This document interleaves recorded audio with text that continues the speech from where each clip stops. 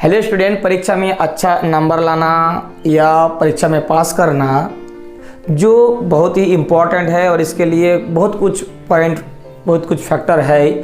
जो आप सबसे बड़ी बात तो है कि आपको अच्छे से पढ़ना है, वो सब तो हम लोग जानते हैं। लेकिन बात यहाँ हम इस वीडियो में ये करने आए हैं कि कुछ साइकोलॉजिकल इफेक्ट अगर हम लोग डालते हैं एग्जामिनर यानी जो कॉपी जांचते हैं उन पर, तो हम लोगों का नंबर में उतर चढ़ाव हो सकता है। क्योंकि वो जो कॉपी जांचते हैं तो कुछ साइकोलॉजिकल इफेक्ट ज़रूर है जिसमें आपको ध्यान रखनी चाहिए। आपको 5 पॉइंट्स, इम्पोर्टेंट 5 पॉइंट्स इस वीडियो में हम बताएंगे, जिसमें आप इसको अगर फॉलो करते हैं तो ज़रूर आपका नंबर जो है वही आंसर लिख के ही आपको 2, 3, 4, 5 नंबर का हेर फेर जरूर होगा, बढ़ जाएगा नंबर अगर आप ये सब ध्यान रखते हैं। तो वीडियो का लास्ट तक बने रहिएगा, किसी प्रकार का स्किप मत कीजिएगा, कोई भी पॉइंट छूट ना जाए, बढ़िया से अंत तक बने रहिएगा। तो देखिए हम एक एक पॉइंट पर जाते हैं। 5 इंपॉर्टेंट पॉइंट्स आज इस वीडियो में देंगे जिसमें एग्जामिनर अच्छे मार्क्स देने में मजबूर हो जाएंगे आपको। क्या है पहला बिंदु जो आप जानते ही हैं, सबसे पहला बिंदु हम लोग रखे हैं हैंड राइटिंग। क्या? हैंड राइटिंग सबसे महत्वपूर्ण बिंदु है एग्जामिनर को यह साबित करने का कि आप अच्छे स्टूडेंट हैं। एक मिथ ये है कि अच्छे स्टूडेंट का हैंड राइटिंग अच्छा होगा ही, ये सब जानते हैं, ऐसा माना जाता है। वास्तव में ऐसा 100% होता नहीं है, लेकिन ये जनरली देखा गया है कि अच्छे स्टूडेंट जो होंगे वो उनका हैंड राइटिंग बहुत ज़्यादा अच्छा होगा। तो ये क्या है, इस बिंदु पर आपको बहुत ज़्यादा ध्यान रखनी चाहिए कि जब आप कॉपी में लिखेंगे तो शुरू में तो बहुत ही अच्छा लिखेंगे। तो इसीलिए आप पहले ही इफेक्ट डाल दीजिए एग्जामिनर पर, एग्जामिनर के माइंड में कि आप अच्छे स्टूडेंट है। इसके लिए आपको बढ़िया से अच्छे से क्या होगा, हैंड राइटिंग के साथ लिखना है आंसर। एग्जामिनर के पास 1000 कॉपियाँ रहता है, उनको ये समय नहीं है उतना ज़्यादा एक एक बिंदु पर ध्यान देकर कॉपी को जांचना। तो इसीलिए वो क्या करते हैं कि कुछ पॉइंट वो छोड़ ही देते हैं जल्दबाजी में। तो ये अगर अच्छा स्टूडेंट है और अच्छे से लिखा है हैंड राइटिंग तो उन पर वो ज़रूर ध्यान देते हैं और अच्छे से चेक करते हैं, और उनका कुछ ये प्रभाव पड़ता है माइंड में कि ये बच्चा अच्छा है क्योंकि इसका हैंड राइटिंग अच्छा है। तो इसमें ज़रूर आप ध्यान दीजिएगा। दूसरा बिंदु अब जब भी आंसर लिखिएगा तो ऑर्डर वाइज लिखिएगा, यानी क्रमानुसार लिखिएगा। ये क्रमानुसार का मतलब हुआ आप उत्तर पुस्तिका में क्वेश्चन का पहले 1 नंबर लिख लिए, इसके बाद आप 7 नंबर चले गए, इसके बाद 9 नंबर चले गए हैं।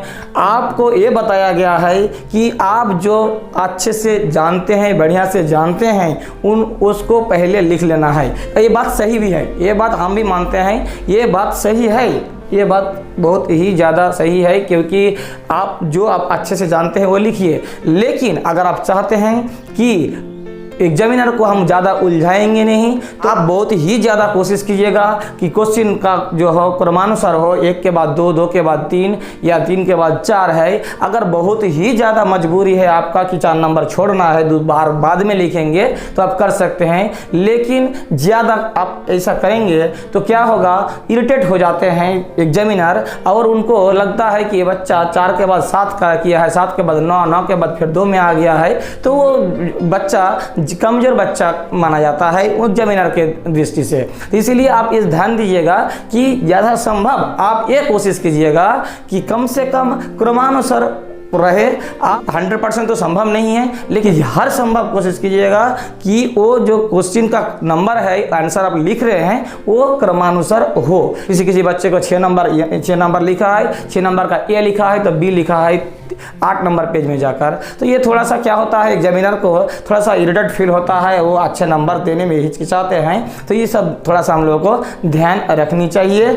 ज़्यादा हम लोगों को इधर उधर भागना नहीं है, क्रमानुसार आंसर लिखना है जितना संभव हो। अब पॉइंट नंबर 3 में आ जाते हैं, यह है शब्द सीमा। शब्द सीमा पर आपको विशेष ध्यान रखना है। आप किसी आंसर को लिखते हैं, अगर पूछा गया है कि और लिखा रहता है वर्ड कि 30 वर्ड में दीजिए, 50 वर्ड में, 50 शब्दों में आपका उत्तर होनी चाहिए। ये कम बेसी थोड़ा बहुत चलेगा, 50 की जगह आप 45 में आ गए, 50 की जगह आप 60 में चले गए, ठीक है। लेकिन 50 वर्ड से आपको देने को कहा गया था कोई आंसर, और आप दे दिए हैं 150 वर्ड का कि आप बहुत होशियार है, आप जितना पूछा गया था उससे कहीं ज़्यादा उनको बताए हैं, तो ये अच्छा स्टूडेंट का ये क्वालिटी नहीं है कि आपको आपको पूछा गया है कि आपके पिताजी का नाम क्या है और आप बोले हैं कि मेरे पिताजी का नाम रामकृष्ण है और वो नौकरी करते हैं। तो ये नौकरी करते हैं ज़्यादा बोल दिए हैं, क्योंकि आपको ये पूछा ही नहीं गया था कि आपके पिताजी करते क्या हैं, नहीं ना। तो इसीलिए जितना पूछा गया है उतना ही आंसर देने का कोशिश कीजिए। आपको ज़्यादा होशियारी दिखा के ज़्यादा अच्छे से भी लिखना नहीं है, चाहे वो आपका आंसर सही हो। जितना पूछा गया है उतना ही आप लिखिए, क्योंकि उनसे भी एग्जामिनर जो है इरिटेट होते हैं, बहुत ज़्यादा देखते हैं। तो इसमें भी उनको थोड़ा सा क्या होता है, माइंड में ये लगता है कि बच्चा ध्यान नहीं रखते हैं कि किस प्रकार हमें आंसर को सीमित रखना चाहिए या किस प्रकार आंसर को अपने वर्ड लिमिट क्रॉस नहीं करनी चाहिए। तो ये सब हमें ध्यान देना है। यानी शब्द सीमा एक महत्वपूर्ण बिंदु है, आपको एग्जाम हॉल में जाकर सेटल करना कि आपको कितना आंसर देना है, ये आप ध्यान जरूर रखिएगा। ये अच्छे बच्चे का एक क्वालिटी है। 4 नंबर में आते हैं, चौथा नंबर पॉइंट में हम लिखे हैं ज़्यादा हम लोगों को क्या करना नहीं है, कट नहीं करना है, ज़्यादा कट नहीं करना है। आप क्या करते हैं, कोई एक क्वेश्चन लिखते हैं, क्वेश्चन का आंसर लिखते हैं, तो उससे ये देखा जाता है कि एक पेज है, एक पेज में कम से कम 5 से 7 जगह में आप कट किए हैं। कट का मतलब कुछ लिखे हैं इस प्रकार इस कट दिए हैं, कोई बच्चा तो पूरा इस प्रकार कट देता है। तो उससे क्या होता है, बहुत ही ज़्यादा इफेक्ट पड़ता है। आप ये स्वीकार कर रहे हैं कि आप गलत कर रहे हैं, 1-2 अलग बात है, 5-7 बहुत ज़्यादा है। जितना संभव हो आप किसी भी प्रकार कट ना करें।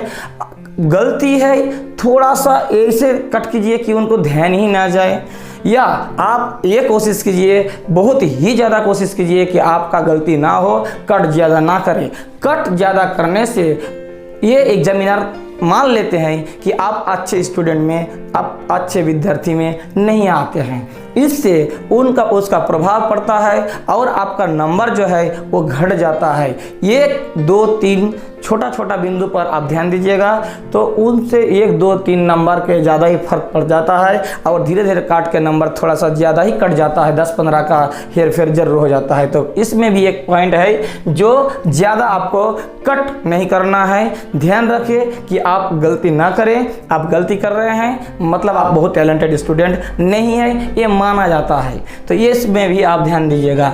और बिंदु जो लास्ट बिंदु है, बहुत ही इंपॉर्टेंट बिंदु है, 5th पॉइंट, ये जरूर ध्यान दीजिएगा कि आपको उपयुक्त आंसर देना है। जो पूछा गया है उस पर आपको ध्यान देना है, उपयुक्त उत्तर दे, मतलब आपको जो क्वेश्चन पूछा गया है उसी में ही आप सीमित रखिए। लंद फंद ये वो ज़्यादा मतलब कुछ भी लिख के नहीं आइए, ये तो सबसे अधिक है। ये पॉइंट बहुत ही इंपॉर्टेंट है। आपको पूछा जाता है कुछ और आप तो लिखते ही अच्छा है, लेकिन आप आंसर दिए ही कुछ, तो इसमें भी प्रभाव पड़ता है। और एक उत्तर के लिए दूसरा जो आपका सही आंसर है उस पर प्रभाव पड़ता है। तो थोड़ा बिंदु आप ध्यान दीजिएगा, तो आपका एग्जामिनर वो मजबूर हो जाएंगे कि इनका नंबर हम कटे तो कटे कैसे, तो इसीलिए वो नंबर नहीं काट पाते हैं और आपका दूसरे स्टूडेंट से 15-20 नंबर ज़्यादा आ जाता है। सही आंसर वही आंसर उसी प्रकार का उत्तर देने पर भी, क्योंकि आप ये सब बिंदु पर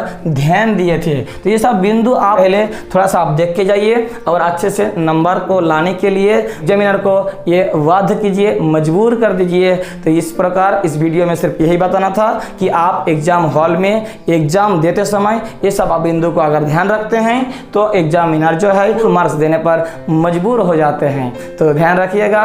उम्मीद है कि वीडियो से आपको कुछ ना कुछ लाभ जरूर हुआ होगा। अगर वीडियो अच्छा लगा है तो एक लाइक करके जाइएगा, साथ ही कमेंट बॉक्स में आपका बहुमूल्य राय दे। इस प्रकार वीडियो सभी को फायदा हो, इसलिए शेयर बटन दबा के चारों ओर फैला दीजिए। और चैनल में नए हैं या अभी तक चैनल को सब्सक्राइब नहीं किए हैं तो जरूर कर लीजिए, इस प्रकार लगातार वीडियो पाने के लिए।